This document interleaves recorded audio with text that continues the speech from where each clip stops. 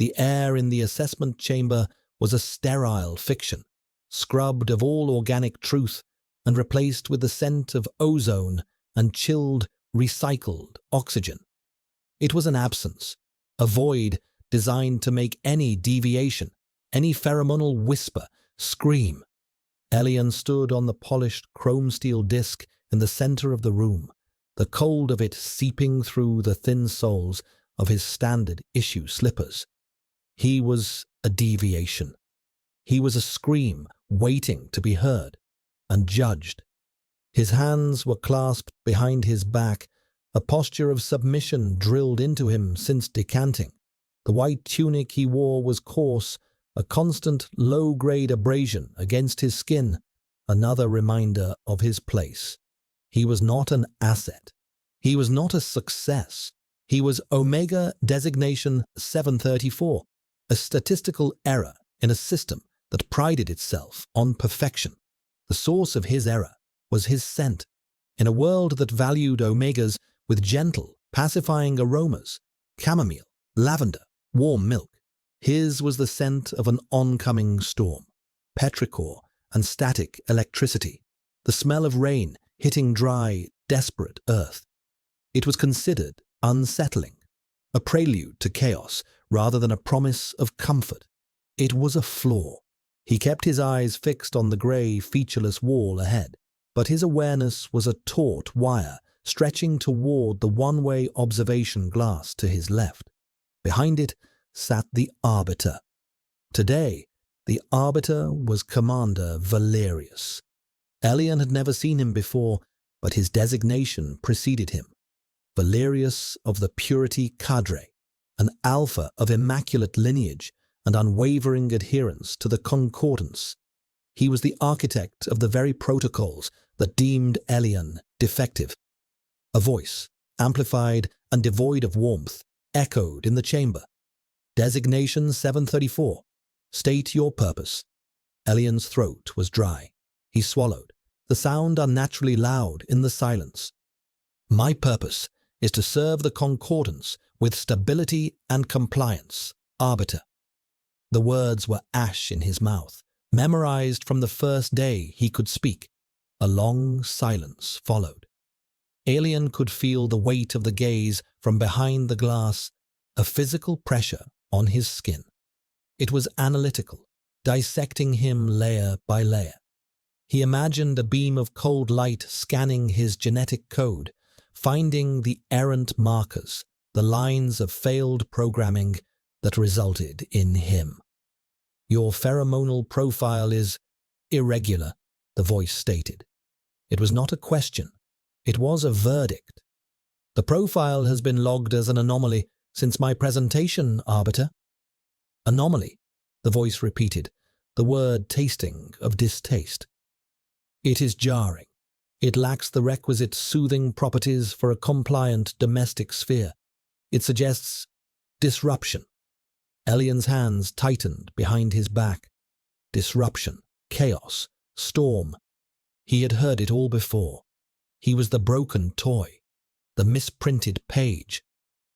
Release a sample. Unfiltered. The command was sharp, absolute. A small hiss sounded from a vent near his feet. A counter-agent, designed to neutralize the scent, suppressants they forced him to take daily. For a moment, nothing happened. Then, slowly, like a fever breaking, his own scent began to rise from his skin. It felt shamefully intimate, a forced nakedness in this sterile room. The air, once a clean void, began to fill with the scent of ozone, the mineral tang of wet stone, the deep, earthy promise of rain. It was the only thing about him that felt truly his own, and they treated it like a contagion. He could feel the shift in the room, the subtle change in atmospheric pressure that signaled the alpha's reaction behind the glass. He imagined the scent hitting the commander, a discordant note in a perfect symphony. He waited for the inevitable recoil, the clinical diagnosis of his failure. Another long, taut silence stretched. Elian's heart hammered against his ribs, a frantic, trapped thing. He could hear his own breathing, too loud, too fast. He forced it to slow, to mimic the calm he did not feel. When the commander finally spoke, his voice was different, lower, tighter, as if it were being forced through a filter of its own. The profile is barely tolerable. Barely tolerable. The words were a clean, precise incision, not overtly cruel, but devastating in their clinical finality. They were not a condemnation of his scent, but of his very being. His existence was an imposition, an annoyance to be endured. Elian's gaze dropped to the floor, the polished steel reflecting a blurred, distorted version of himself. A smudge, an error. He felt a cold certainty settle in his gut. This was his final assessment. The reports, the years of failed scent modification therapies, the quiet pity from the beta orderlies, it had all led to this. To a man behind a dark pane of glass, declaring his essence an irritation. "That will be all. Designation 734, the voice commanded, reverting to its former, impersonal tone. "Return to your sector. An orderly will provide you with your new schedule." The hiss of the neutralizer vent stopped. A different vent opened, flooding the room with the harsh, clean scent of suppressants once more, aggressively scrubbing his presence from the air. The storm was over before it had even begun. The steel disc beneath him retracted, and the door to his assigned corridor slid open with a quiet sigh of pneumatics. He walked out without looking back at the dark glass, the two words echoing in the hollow space inside him. Barely tolerable. He did not know that behind the glass, Commander Valerius was not looking at the data slate in his hand. He was standing, his own hands clenched into fists at his sides, his gaze fixed on the empty space where the Omega had been. The air in the observation room was still thick with it, that impossible scent. Rain and lightning and something else, something wild and ancient that his conditioning had no name for. It was not tolerable. It was not tolerable at all. It was a declaration of war against the quiet, ordered fortress of his self-control. And it was, to his profound and secret horror, the only thing he had smelled in a decade that felt real. He was drowning in it. Commander Valerius sat in the stark white confines of his office, the lum panel overhead casting a light so pure it felt like an accusation. On his desk, the data slate displayed Elian's file. Omega designation 734, a long list of failed therapies, psychological evaluations noting a resilient but non-compliant spirit, and the damning chromatography report that broke his scent down into cold, chemical components. Ozone, geosmin, trace aldehydes, a sterile language for a storm. Valerius stared at the designation, but he saw the boy, slender, deceptively fragile, with eyes the color of a winter sky just before a snow, eyes that had met the wall, but not with fear, with a kind of weary resignation that was somehow more defiant than open rebellion. And the scent. He lifted a hand, the black glove of his uniform stark against the white desk, and ran it over his face as if to wipe away a phantom sensation. But the scent was not on his skin. It was inside him, a ghost haunting the corridors of his lungs, a hook sunk deep into the most primitive part of his brain. Barely tolerable. The words had been a lie, a desperate shield thrown up against an unexpected assault. The truth was far more catastrophic. The moment the unfiltered scent had filled the assessment chamber, it had bypassed every wall of his discipline, every layer of his meticulously constructed control. It hadn't been merely jarring. It had been a cataclysm. It was a scent that didn't soothe. It demanded. It spoke of parched earth yearning for a deluge, of the violent, life-giving crack of lightning. It was the antithesis of the concordance's placid harmony. It was magnificent. The realization was a serpent coiling in his gut.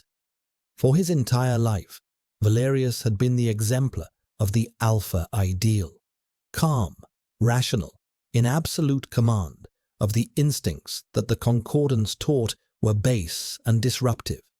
He had never rutted, never lost himself to the pheromonal tides that ruled lesser men.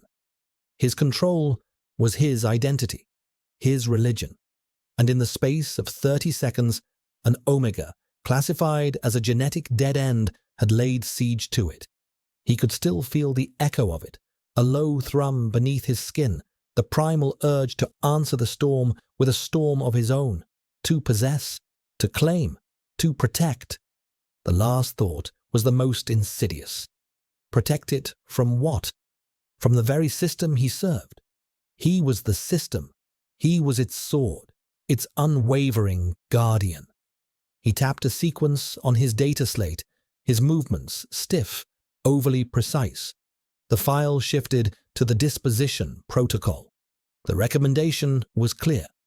An omega with a disruptive, non-standard pheromonal profile was a threat to social stability. They could not be paired. They could not be integrated. The standard procedure was scent recalibration, a euphemism for a procedure so invasive, so brutal. It was little more than a chemical lobotomy of the soul. It would strip the scent from the omega, leaving them a hollow, odorless shell, compliant and empty. It was a mercy, the concordance argued, a way to correct nature's errors. Valerius had signed dozens of such orders without a second thought. It was necessary. It maintained order. He stared at the name. Elian. The file used only the designation, but he had requested the birth name. He didn't know why. Alien. He typed the order. Omega designation 734, scheduled for scent recalibration, effective immediately. His finger hovered over the confirmation key. He should press it. It was his duty. It was the logical, correct course of action.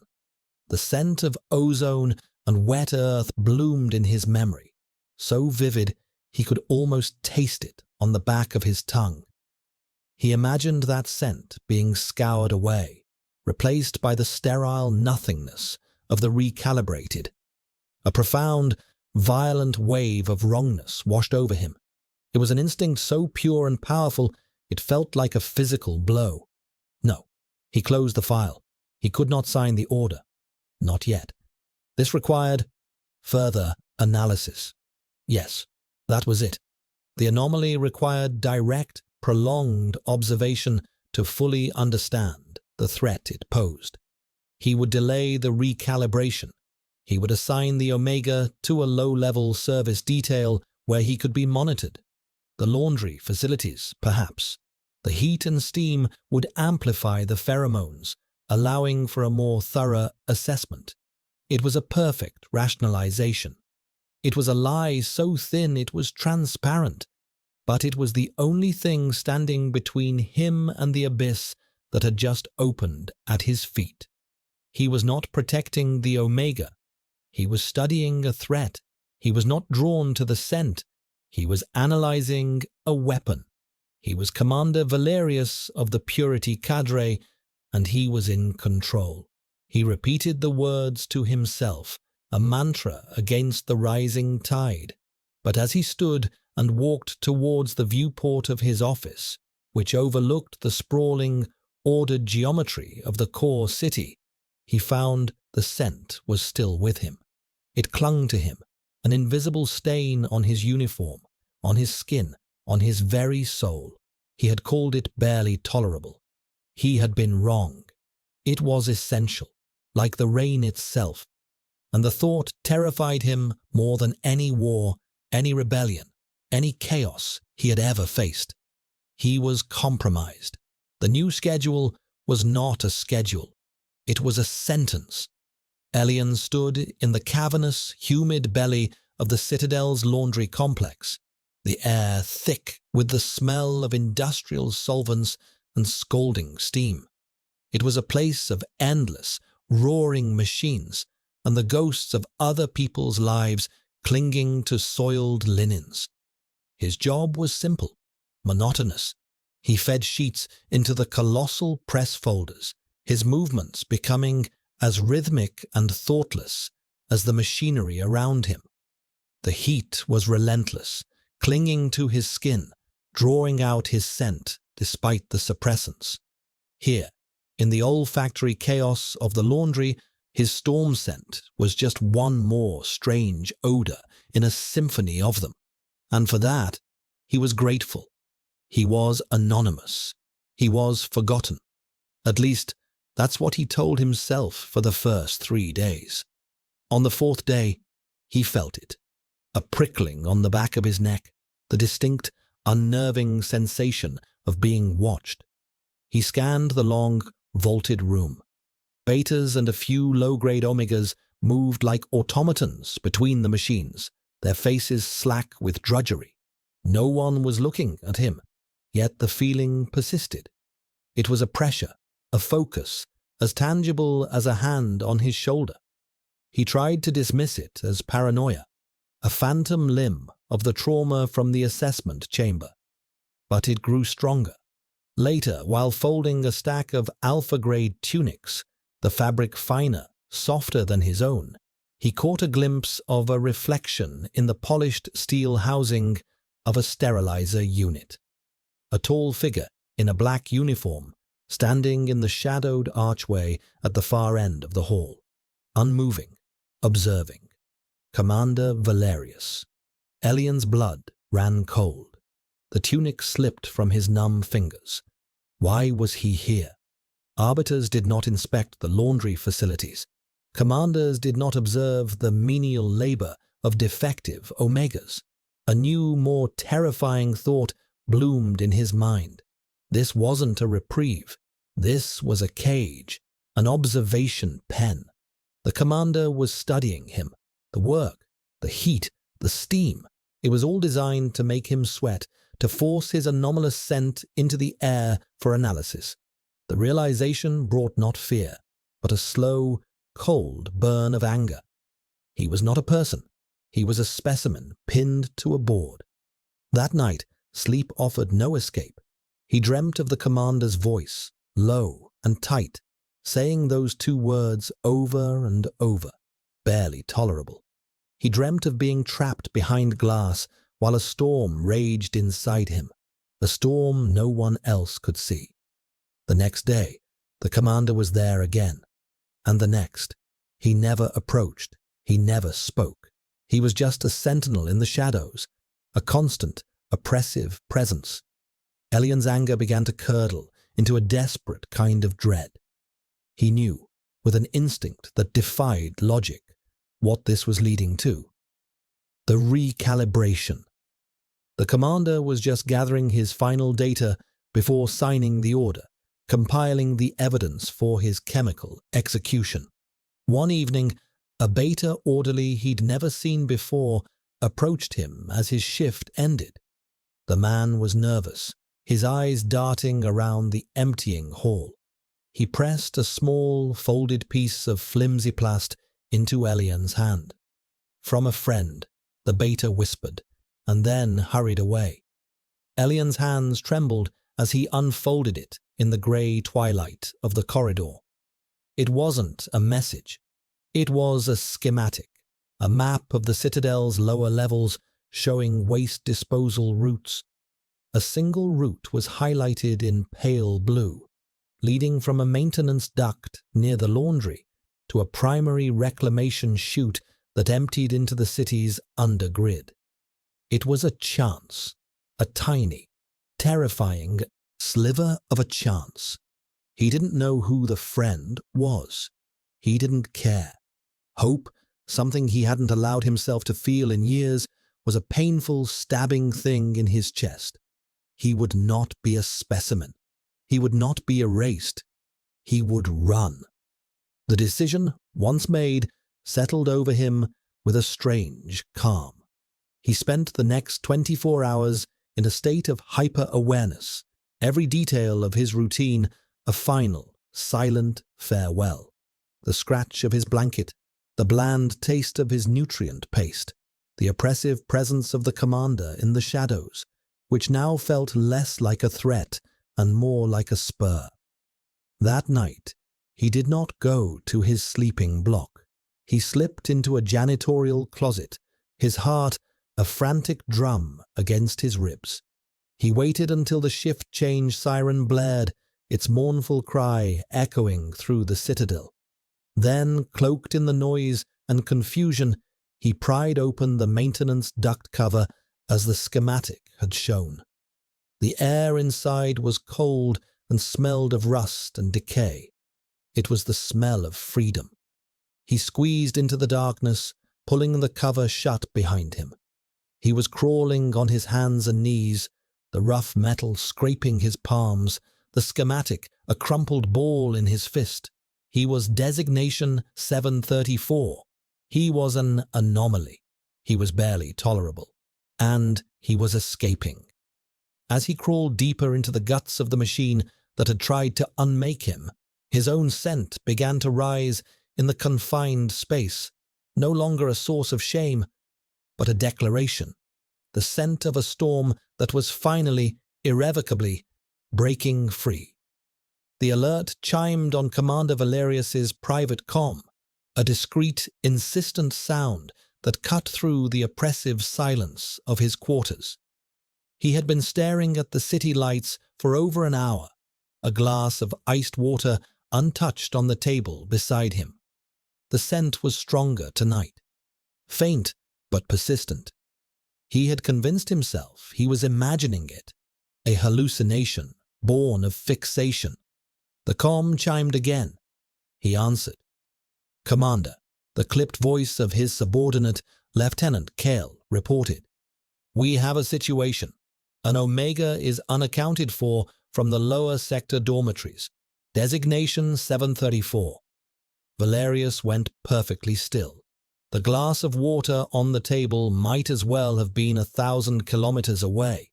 The world had narrowed to the lieutenant's voice and the sudden, roaring silence in his own mind. 734. Elian. Unaccounted for? Valerius's voice was dangerously quiet, a blade sheathed in velvet. Explain. He failed to report for his sleep cycle. A preliminary search of his designated sectors has yielded nothing. The subject appears to have absconded, sir. Absconded. Vanished. Run. The word echoed in the sterile space.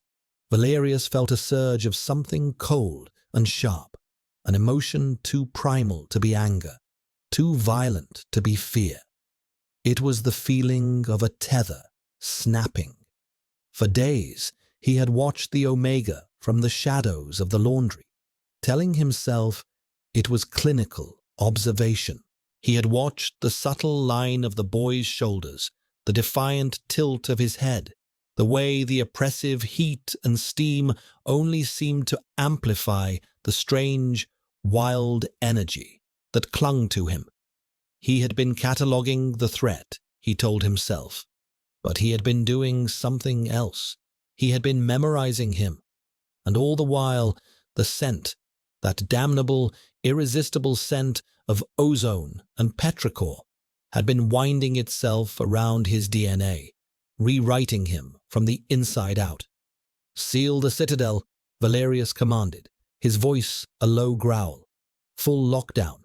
Initiate Tier 1 search protocols. I want every corridor, every duct, every storage unit swept.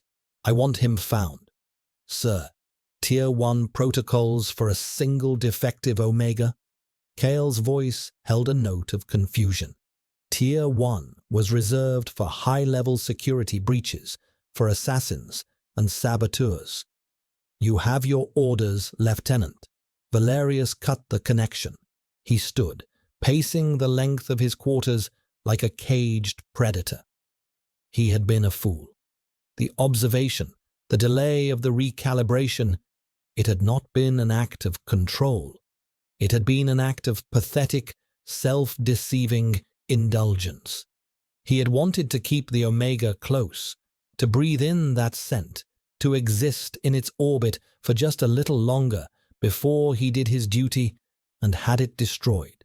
And in his weakness, he had given the Omega an opportunity, a map. The thought struck him with the force of a physical blow. The beta orderly. He had seen the brief exchange, the slip of flimsyplast. He had dismissed it as insignificant, a contraband sweet cake or a forbidden note. He hadn't intervened. Why? The question was a shard of glass in his gut. Because some part of him, some treacherous instinctual part, had wanted it to happen. He strode to his central console, his gloved fingers flying across the holographic interface. He bypassed the standard security feeds, accessing his own priority clearance overrides. He pulled up the Citadel's atmospheric sensor network, a system so sensitive it could detect trace chemical signatures. It was designed to monitor for toxins, for fires, for sabotage. He recalibrated the sensors, inputting the specific molecular signature of Omega-734's pheromones. He was breaking a dozen protocols. This was a gross misuse of state security assets. He didn't care.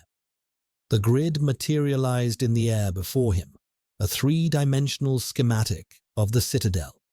A faint, pulsing trail of blue particles appeared, originating in the laundry facilities, weaving through a maintenance network and terminating at a primary reclamation chute.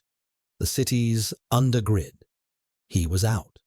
Not just out of the laundry, but out of the Citadel itself. Valerius stared at the fading trail of light. The Omega was a ghost, a whisper of ascent, already dissipating into the vast, anonymous sprawl of the core city. Any other officer would declare him lost, a negligible asset written off, likely to perish in the harsh undergrid within days. But Valerius was not any other officer, and Elian was not a negligible asset.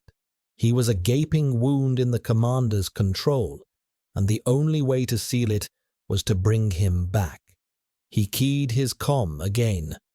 Lieutenant Kale, assemble my personal enforcement squad. We are moving the search to the city grid. Sector Gamma 7, sub-level 9. Sir? On what intelligence?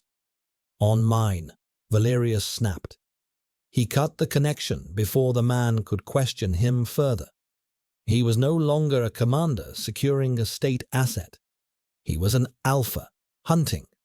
And his guide was not logic, not surveillance, not informants.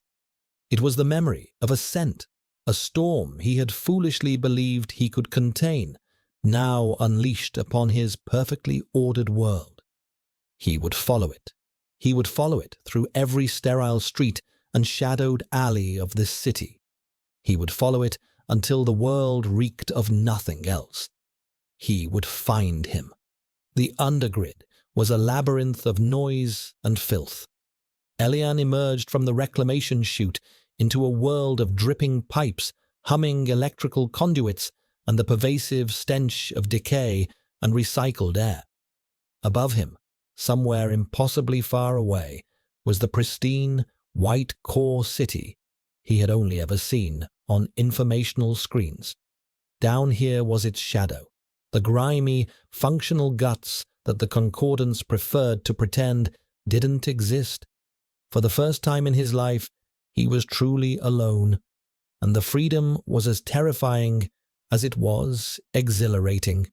He was a ghost in the machine, his drab, facility-issued jumpsuit helping him blend into the grey surroundings.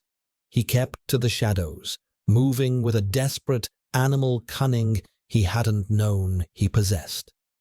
The schematic had shown a series of service ladders that led up to the lower transit levels of the city proper, and he made for them, his stomach a tight knot of hunger and fear. Emerging onto the transit platform was a shock. The air was still recycled, but cleaner. The light was brighter, a uniform, sterile glare from lum panels that lined the ceiling of a vast, cavernous station. People, hundreds of them, moved in synchronized streams, their faces blank, their movements efficient. Betas in grey work tunics, alphas in crisp, dark uniforms, a few sanctioned omegas with their placid, vacant expressions, their sense a faint, cloying sweetness in the air. No one looked at him. No one met his eye. In the crushing anonymity of the crowd, he was invisible. This was the heart of the Concordance. City 1, the core. A monument to order and control. Every surface was polished, every angle was precise, every citizen was a cog. And he was a piece of grit in the gears. He found a ventilation grate in a deserted corridor and huddled behind it, watching the flow of people, trying to understand the rhythm of this new world. He was hungry, a deep, aching hollowness that made him dizzy. He watched a beta purchase a nutrient bar from a dispenser, the transaction swift and cashless, a simple scan of the chip embedded in their wrist. Elian looked at his own wrist. His chip identified him as designation 734, property of the Citadel. Using it would be like firing a signal flare. He was trapped. Days blurred into a miserable cycle of hiding and scavenging. He learned to move at shift changes when the crowds were thickest. He survived on discarded food scraps and water from condensation pipes. The sterile perfection of the core city had its cracks, he discovered, if you knew where to look. In the forgotten corners, in the service tunnels, in the spaces between the perfect facades, there was dirt. And where there was dirt, there was a chance for survival. But his greatest enemy was not hunger or the cold. It was his own body. Without the suppressants, his scent was returning to its full, untamed strength. In the open air of the city, it felt like shouting his name in a library. He would catch whiffs of it himself, the sharp tang of ozone, the earthy petrichor, and panic would seize him. It was a beacon.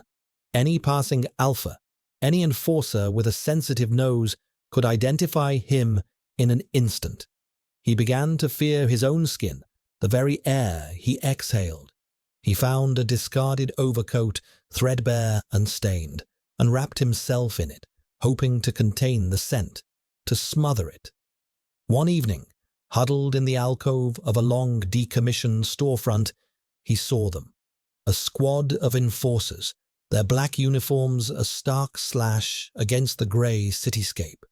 They moved with a predatory grace, their helmets obscuring their faces, turning them into impersonal agents of the system. But they were being led by a man without a helmet, Commander Valerius. Elian's breath hitched. He shrank back into the shadows, his heart pounding against his ribs. The commander didn't look like he was conducting a random sweep. His head was tilted, his expression one of intense concentration, as if he were listening to a sound no one else could hear, or smelling a scent no one else could smell. They were close, too close. Valerius stopped, his gaze sweeping the street. For a terrifying second, his eyes seemed to lock directly onto Elian's hiding spot. Elian held his breath, convinced he was found. The commander took a step in his direction, then another. Elian's entire world narrowed to the approaching figure, the embodiment of all the control and judgment that had defined his life. He was trapped. A transport tube hissed to a stop nearby, its doors sighing open. A crowd of betas disembarked, their grey forms flooding the walkway, momentarily obscuring the commander's view. It was a split-second chance. Elian didn't think. He bolted. He pushed his way into the throng of bodies, using their mass as a shield, his smaller frame slipping between them. He didn't look back. He ran, blind with panic, his only thought to put distance between himself and the hunter. He plunged into the labyrinthine access tunnels that ran beneath the main thoroughfares, the darkness swallowing him whole. He ran until his lungs burned and his legs screamed in protest. When he finally collapsed against a damp, moss-covered wall, he was deep in the city's forgotten underbelly. He was safe, for now. But the image of the commander was burned into his mind. The focus, the intensity. This wasn't a standard patrol. This wasn't just an enforcer reclaiming a lost asset. This was personal. The commander was hunting him, and the chilling truth settled upon him. Valerius had been following his scent. The very essence of him that the commander had declared barely tolerable was now the thread he was using to track him, a breadcrumb trail leading to his own destruction. The irony was a bitter, metallic taste in his mouth. He was being hunted by his own nature. The core city was a grid of sterile canyons, and Valerius was losing the trail. The Omega's scent, which had been a faint but distinct thread leading from the citadel, was now diffuse, torn apart by the city's powerful air filtration systems and masked by the cloying, approved scents of the populace. He stood on a walkway overlooking a transit nexus, the ordered flow of citizens a mockery of the chaos churning inside him. His enforcers stood at a respectful distance, their helmeted faces giving nothing away, but he could feel their confusion, their silent questions. Why this Omega? Why this obsessive city-wide hunt personally led by a purity commander? He couldn't give them an answer because he barely had one for himself.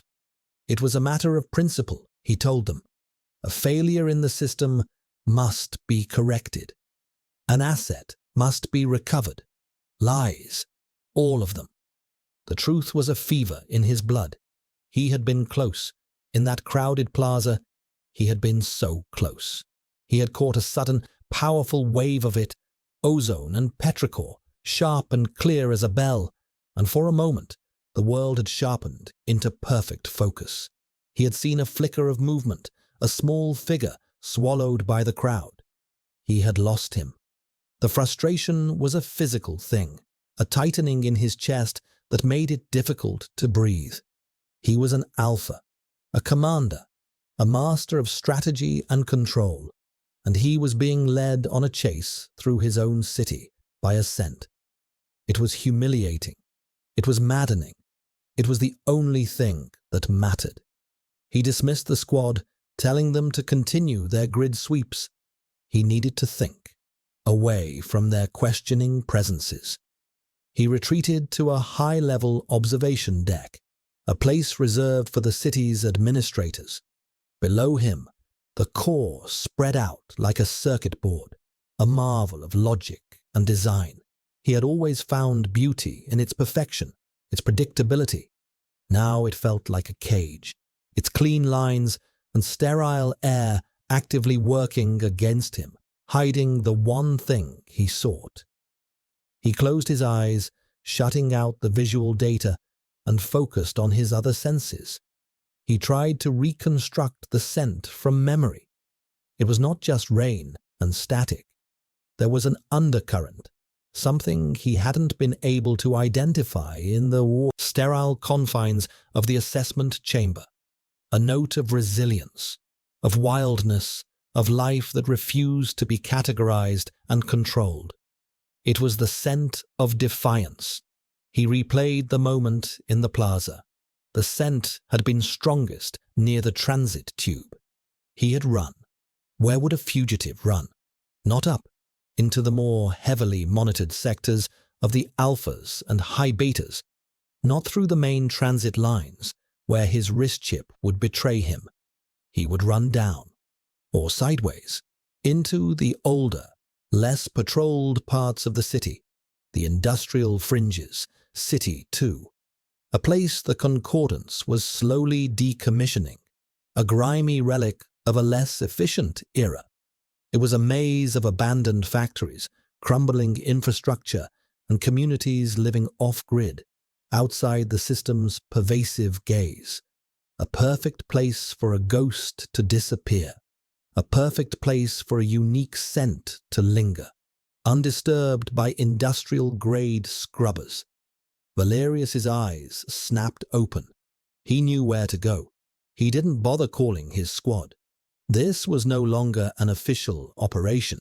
His authority, his uniform, they were liabilities in the fringe. They attracted attention. He was an alpha following a biological imperative, and he would do it alone.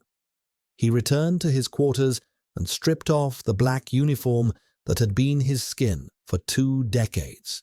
He replaced it with the anonymous grey tunic of a low-grade technician.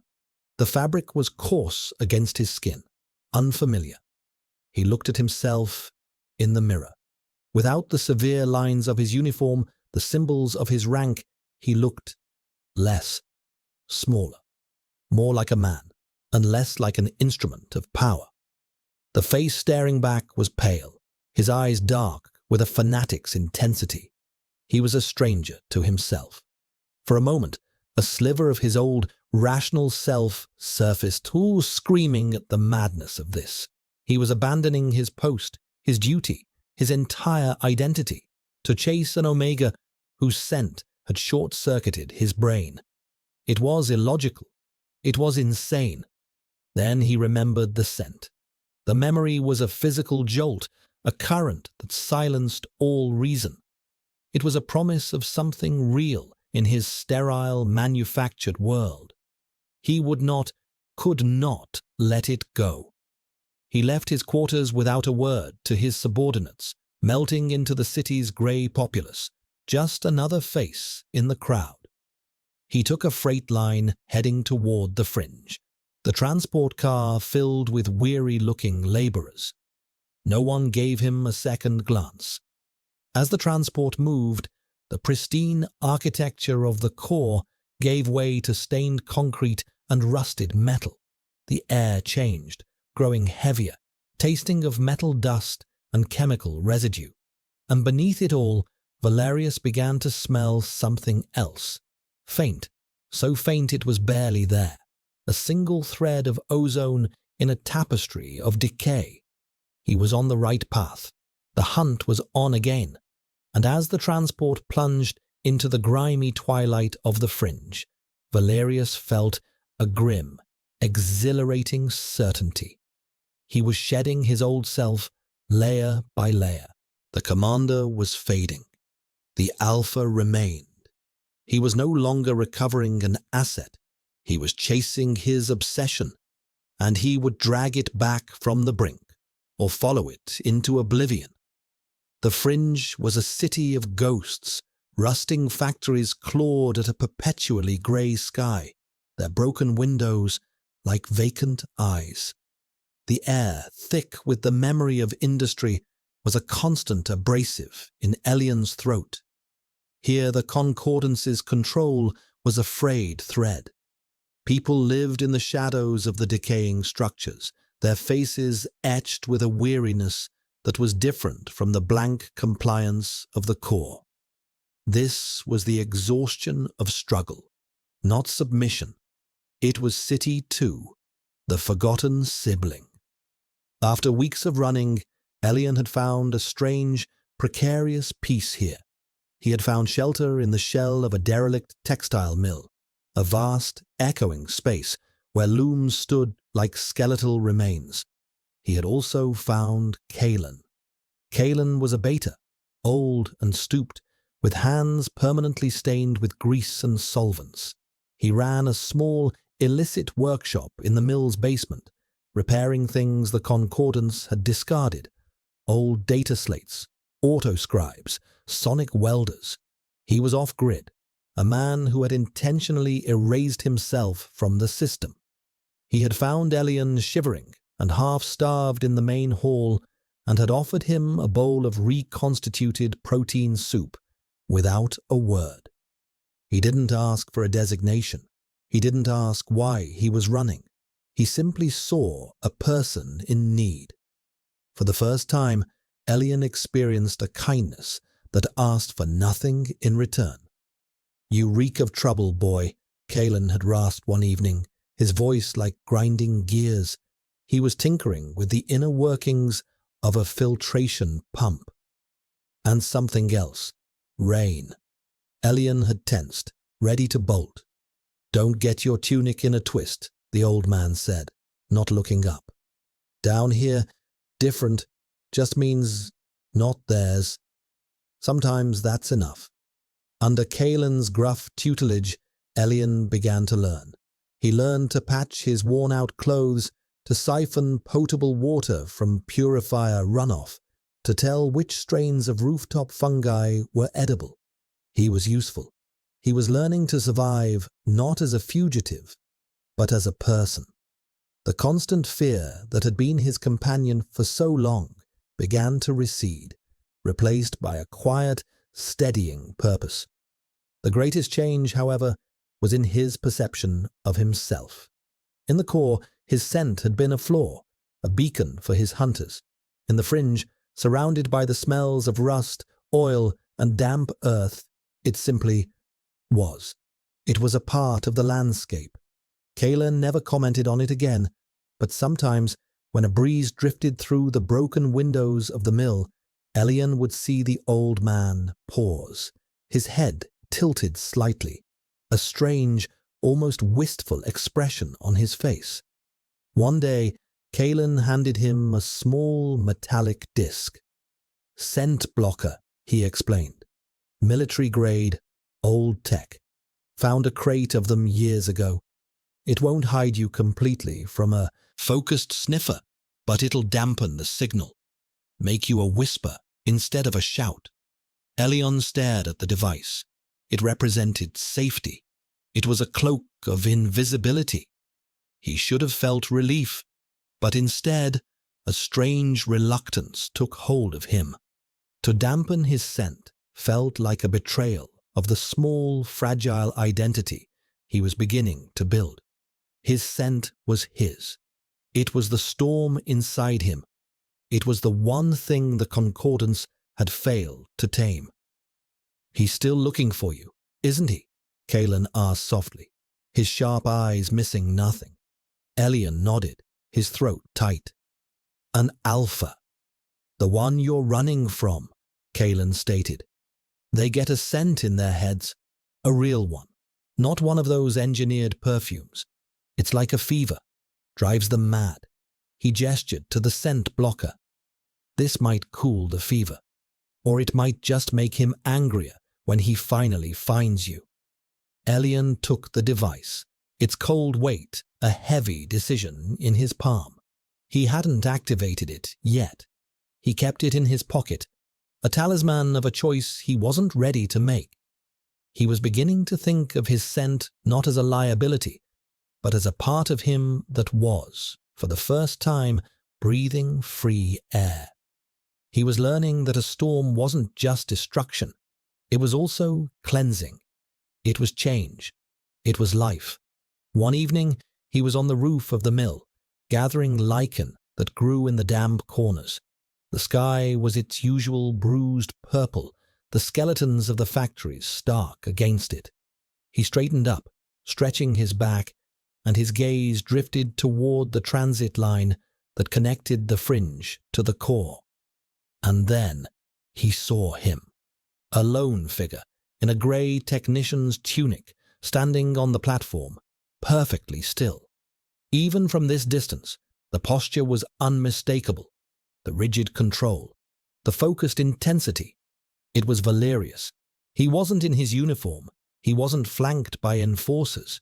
He was alone, and he was looking, his head scanning the landscape of ruin, not with his eyes, but with some other, deeper sense. Elian's blood turned to ice. He dropped to his stomach, his heart hammering against the gritty rooftop. He had been found.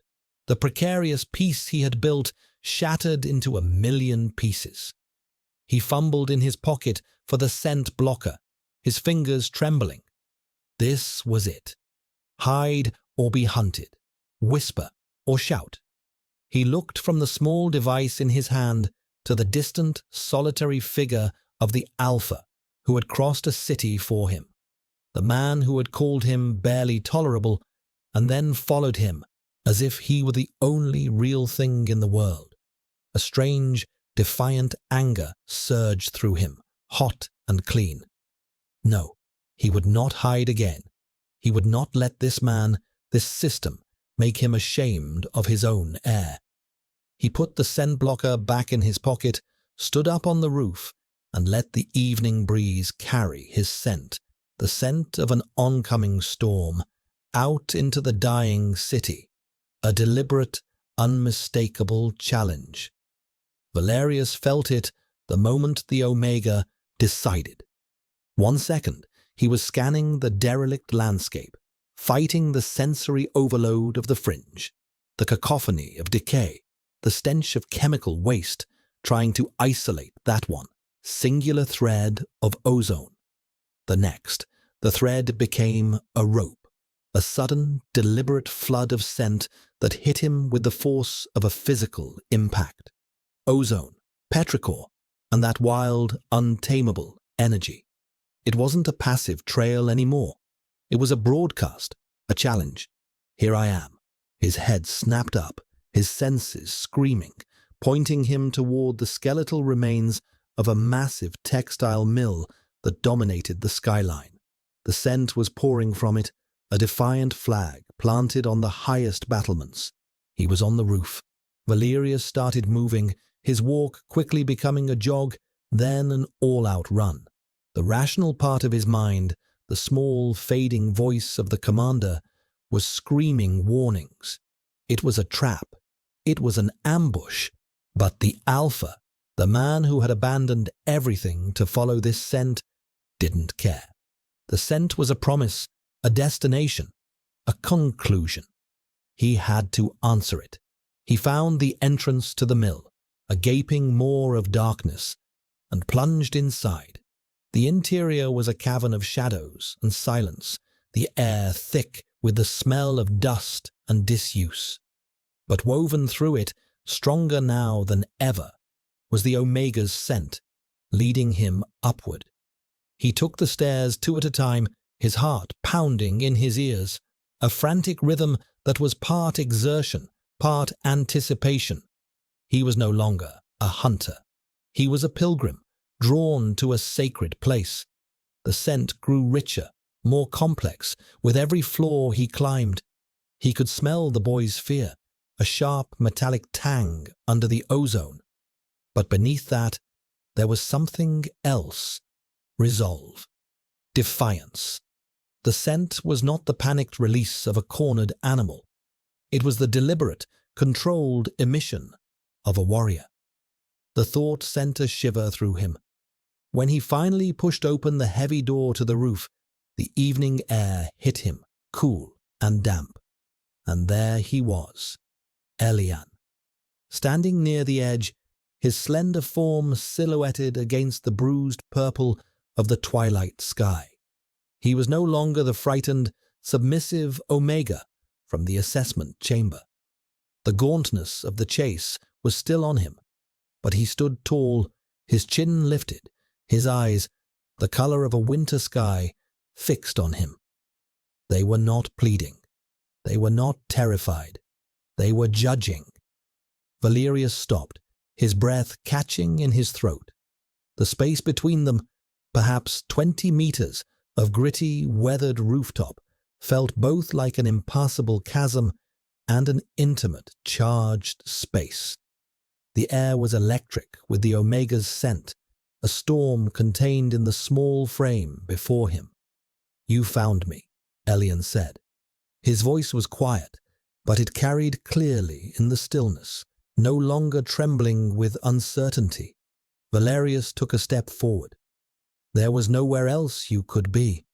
His own voice was a rasp, raw and unfamiliar. nowhere the trail didn't lead. The barely tolerable trail, Elian shot back, the words sharp, coated in a bitterness that was entirely justified. He saw Valerius flinch, a barely perceptible tightening of his jaw.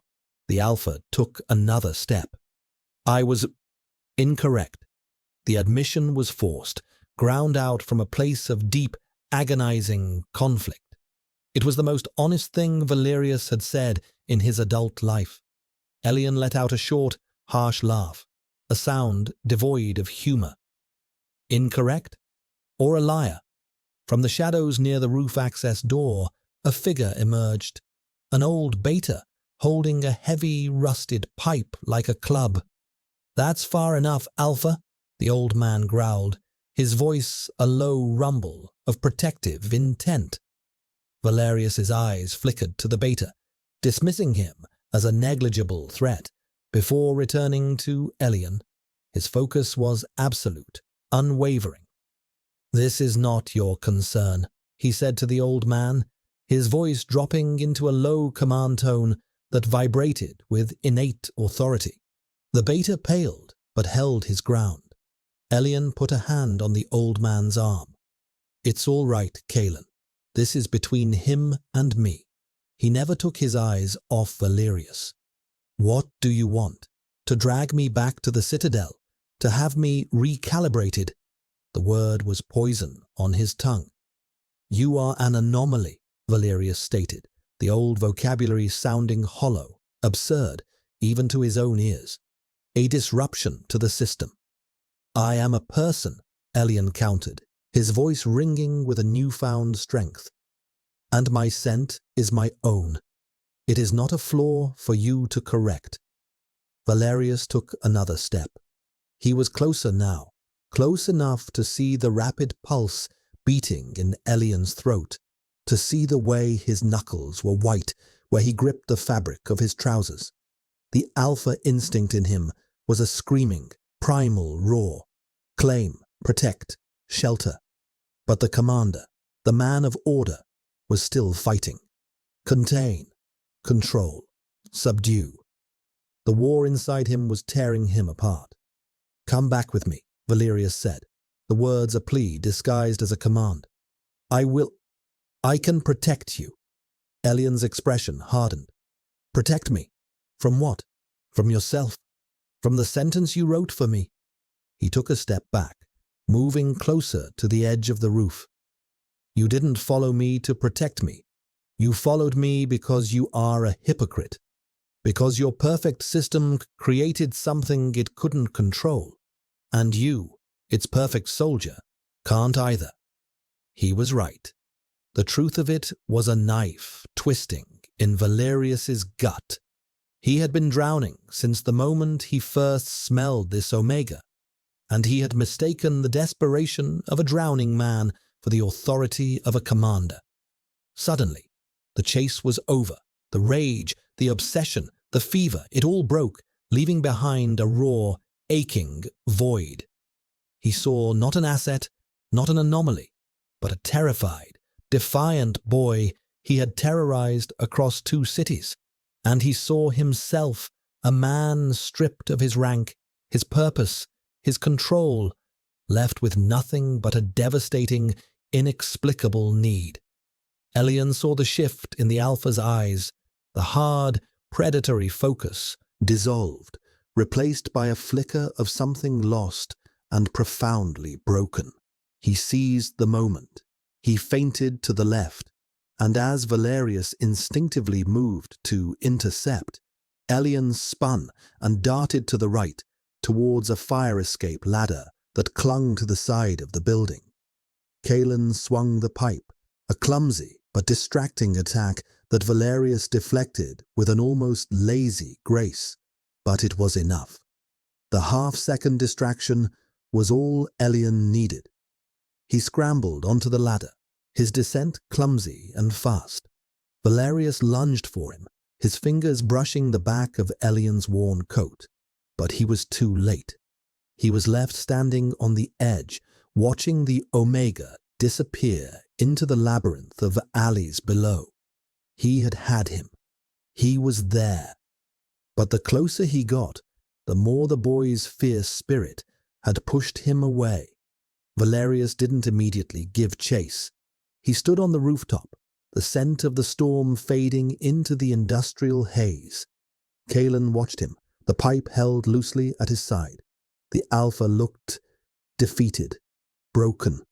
The fever had passed, and in its place was a chilling clarity. He had not lost an asset. He had been rejected. The realization was 1,000 times more painful. He turned, his gaze sweeping past Kalen as if he weren't there, and walked back to the rooftop door. He did not run. His movements were slow, deliberate, the walk of a man with no destination. But as he descended into the darkness of the mill, a new resolve began to form, cold and hard as diamond. He had tried to be a commander. He had tried to be a hunter. Both had failed.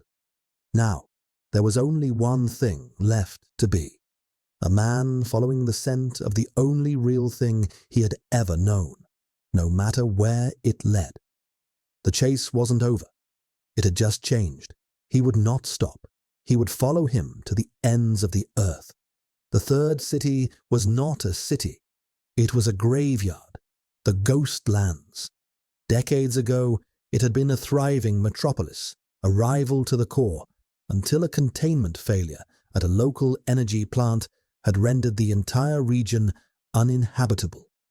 The Concordants had evacuated it, walled it off, and struck it from their official maps. It was a testament to failure, a place they preferred to forget. And it was where Elian was headed. Kalen had told him about it, his voice low and solemn. If you truly want to disappear, that's the only place left. The system doesn't go there. The air is thin, the water is tainted, and the ghosts of the past are the only law.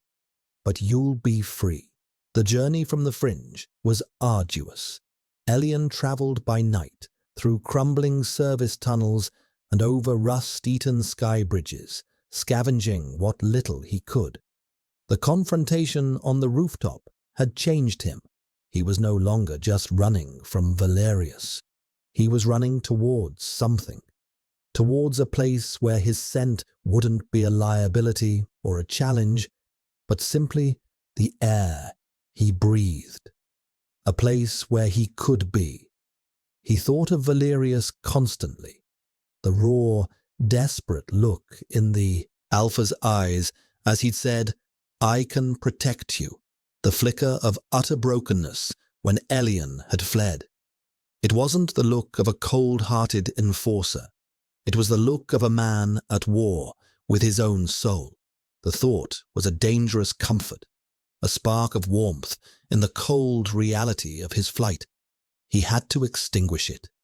Valerius was the system. He was the cage, no matter how gilded his words. The Ghostlands rose from the horizon like a row of broken teeth. As he crossed the crumbling, unmanned perimeter wall, the air changed. It grew strangely clean, scoured by the constant wind that swept through the empty urban canyons. The silence was absolute, broken only by the mournful whistle of that wind and the scuttling of unseen things. The city was eerily preserved. Vehicles sat rusting in the streets where their owners had abandoned them. Faded advertisements peeled from the sides of buildings. It was a world paused in mid-sentence. Elian found shelter in a deserted library, the books on the shelves turning to dust, their stories slowly dissolving into nothing. Here, in the profound silence, he finally felt the knot of fear in his chest begin to loosen. There were no enforcers here, no crowds to hide in, no judgmental eyes, no Valerius. Days turned into weeks. He established a routine, a quiet life in the ruins. He learned to read the sky for the weather, to find clean water from underground cisterns Kalen had marked on a hand-drawn map. He was alone, but he was not lonely. The solitude was a balm, allowing him to finally inhabit his own skin without shame. His scent, free from the oppressive judgment of the inhabited world, bloomed. In the clean, empty air of the ghostlands, it felt natural, a part of the wild, reclaimed landscape. It was the smell of rain in a thirsty world. He was no longer just alien, the anomaly. He was the storm, he was the rain, and he was, for the first time, at peace. He almost allowed himself to believe it was over. Then one morning, he smelled it. Faint, carried on the wind, but unmistakable. The clean, sharp scent of a disciplined alpha. A scent he had tried desperately to forget. Valerius. Elian's peace shattered. He scrambled to the library's rooftop, his heart a frantic, trapped bird. He scanned the empty streets, the silent buildings. Nothing. He told himself he was imagining it, a phantom scent born of trauma and memory, but it grew stronger. It was not the scent of the commander from the citadel, all sterile authority. It was not the scent of the hunter from the fringe, sharp with frustration. This was different. It was stripped down, raw, the scent of pure, undiluted alpha, edged with exhaustion and a relentless, unwavering purpose. He was here. He had followed him even to the end of the world. A wave of despair washed over Elian, so profound it made him weak. There was nowhere left to run. This was the end of the line. He could try to hide, to play cat and mouse in the ruins of the dead city. But for what? To delay the inevitable by a few days? A few hours, the defiance that had burned so brightly in the fringe had been worn down by the long, lonely journey. All that was left was a bone-deep weariness. He looked around the silent city, at the crumbling monuments to a forgotten world. This was his sanctuary, the only place he had ever felt free. He would not let it become another cage, another place to hide. He would not let Valerius turn his one small piece of peace into a hunting ground. He walked down from the roof, his steps slow and deliberate. He walked out of the library's grand, shattered entrance and stood in the middle of the wide, empty plaza. He closed his eyes, took a deep breath, and did the one thing he had left to do. He let his own scent pour out of him, a silent, homing beacon of ozone and petrichor. Not a challenge this time, not a shout of defiance, an acceptance, a surrender to fate. Here I am, the scent whispered into the silence. Come, let this be over. Valerius walked through the ghostlands like a man in a dream. The journey from the fringe had stripped him of everything but his singular purpose. He had shed the last vestiges of the commander, leaving them behind with his abandoned post and his broken duty. He was only a name now, and a need. He had survived on scavenged supplies and an iron will, his senses honed to a razor's edge, focused on one thing, the faint, elusive trail of a scent that was more real to him than the crumbling city around him. The silence of this place was a physical presence. It pressed in on him, amplifying the sound of his own harsh breathing, his own frantic heartbeat. He had seen the Omega's trail, the small signs of life in the dead world, a footprint in the dust, a discarded food wrapper, the subtle disturbance of a room that had been recently inhabited. He knew he was close. Then the scent bloomed. It wasn't a trail anymore. It was a destination, a warm, living presence in the cold, dead heart of the city. It washed over him, a wave of ozone and rain, and for the first time in weeks, the roaring chaos in his soul went quiet. It was a scent of homecoming. It led him to a wide, sun-drenched plaza in front of a ruined library. And in the center of the plaza, waiting, stood Elian. He was not cornered. He was not trapped. He was simply there, his shoulders back, his face turned towards him, his eyes clear and calm. The hunted had stopped running. Valerius stopped at the edge of the plaza, the 20 meters of cracked pavement between them feeling like the final, most important distance in the world. He saw the exhaustion in the Omega's frame, but he also saw a profound, quiet strength that had not been there before. The storm was no longer raging inside him. It simply was him. All the words Valerius had prepared, the justifications, the commands, the pleas, they all turned to dust in his mouth. What could he say? I abandoned my life to follow you. Your scent has remade me. I am nothing without you. They were all true, and all of them were inadequate. Elian spoke first, his voice quiet, devoid of the anger and fear that had been there before. There's nowhere left to go. I know, Valerius replied, his voice a hoarse whisper. He took a single, hesitant step forward. He was unarmed. His technician's tunic was torn and filthy. He was gaunt, his face shadowed with stubble. The instrument of the concordance was gone, replaced by a man hollowed out by his own obsession. What do you want from me, Valerius? Elian asked. Not commander, just his name. You can't take me back. There's nothing to take me back to. I know, Valerius said again. He took another step. I am not here to take you back. Then why? The question was soft, but it held the weight of their entire journey. Why did you follow me? Valerius stopped. He had asked himself that question 1,000 times in the desolate wilderness between cities.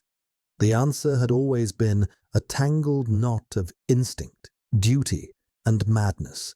But here now, looking at the Omega who had dismantled his entire world, the answer was terrifyingly simple. Because it was the only way, he said, the words raw, scraped from the depths of his soul. Following you was the only thing that made sense. Everything else was a lie. The order, the control, the concordance, all of it. He looked down at his own hands, calloused and dirty. My entire life, I have been told what is correct, what is pure, what is tolerable. You were none of those things. He looked up, and his eyes burned with a desperate, agonizing sincerity. You were real. Your scent. It is the only true thing I have ever known. Elian stared at him, his expression unreadable. He had expected a confrontation, a final struggle. He had not expected a confession. He had not expected this broken, honest man. You called it a flaw, Elian whispered, the old hurt a ghost in his voice. You called me a disruption. I was a fool, Valerius said, his voice cracking. I was a man dying of thirst, and when I finally found water, I called it poison because I didn't understand it. He took the final steps, closing the distance between them until he was standing just an arm's length away. The air crackled with their combined presence. The Alpha's sharp, disciplined scent, a stark contrast to the Omega's wild, earthy one. They were two opposing forces, two sides of a coin. Valerius did not reach for him. He did not try to touch him. He simply stood there, utterly vulnerable, his entire being laid bare. I have no authority here, he said quietly. I have no right to ask you for anything. I have been your jailer and your hunter. I know that. He finally met Elian's eyes, and the Omega saw not a commander, but a supplicant. But I am asking you anyway. Don't run from me anymore. Let me stay here with you. The request was so astounding, so completely outside the realm of what Elian had ever imagined, that he was speechless. Stay here, in the graveyard of the world, forsake everything he had ever been just to be near him. Elian looked at the man before him. He saw the torment of his journey, the cost of his obsession. He had followed the scent, but somewhere along the way, he had started following the person. He had not come here to capture an anomaly. He had come here to find his anchor in a world of lies. The wind swept through the plaza, carrying Elian's scent, the scent of petrichor and ozone. It wrapped around Valerius, and for the first time, the alpha didn't fight it. He closed his eyes and breathed it in, a man finally coming home. Elian took a single, hesitant step forward. He slowly lifted a hand, not in defense, but in curiosity. He reached out and gently touched the torn sleeve of Valerius's tunic. The contact was electric, a jolt of impossible connection. Valerius opened his eyes. They were filled with a desperate, fragile hope. The future was a blank page. This city was a ruin. Their pasts were a wasteland of pain and control. There were no promises here. There was no guarantee of safety or happiness. All there was this moment, in the heart of a dead city. Two lost souls, bound by a scent that the world had deemed intolerable. A storm, and the man who had followed it. "The air is thin here," Elian said softly, his fingers still resting on the alpha's arm. "And the water is tainted." Valerius's lips quirked in the barest hint of a smile, a sad, bittersweet thing.